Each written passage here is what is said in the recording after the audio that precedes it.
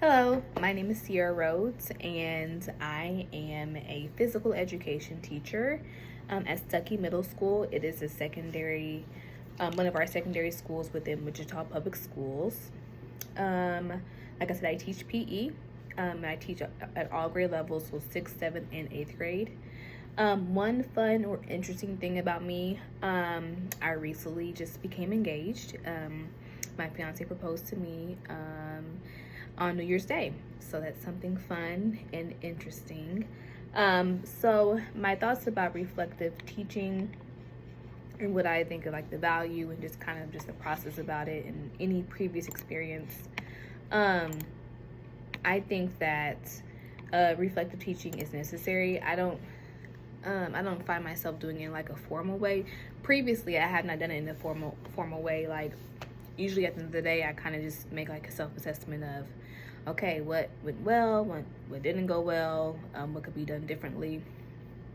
But as one of the articles mentioned about what is reflective practice, it is learning through and from experience towards gaining new insights of self and practice. It helps guides in making links from one experience to the next. And some of the benefits to it is that it can help identify any learning barriers. It creates confident students because you kind of give students that responsibility and accountability in their learning by asking them for feedback and just their thoughts and feelings toward their learning of a particular unit or content.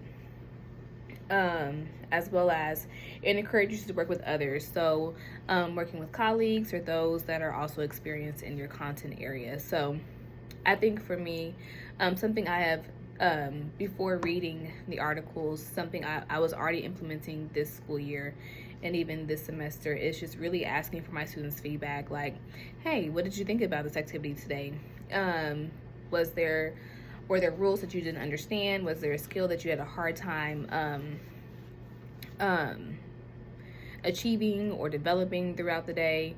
And sometimes not even asking my students, I can kind of see just from observation what went well as far as, their engagement. Are they participating?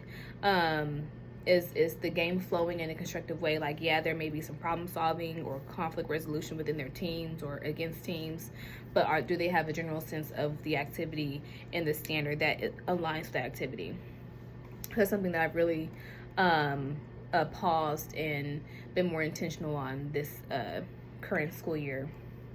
The reflective process can be seen in the Kolb's model and Gibbs, but the one thing I hadn't heard of Sean's, I believe you pronounce it this way, that's reflection in action and reflection on action.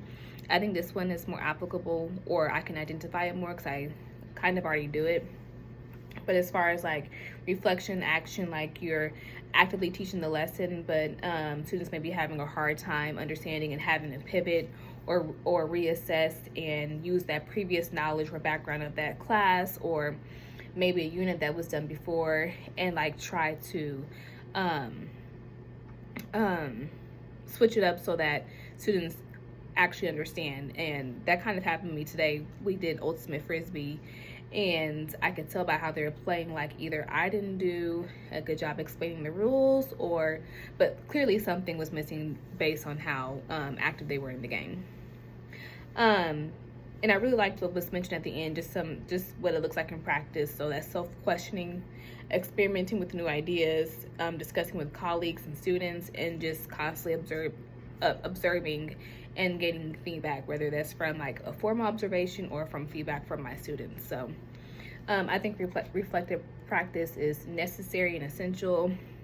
It's not always comfortable, but I think to continue to evolve and grow as an educator and to meet the needs of students and their learning is essential.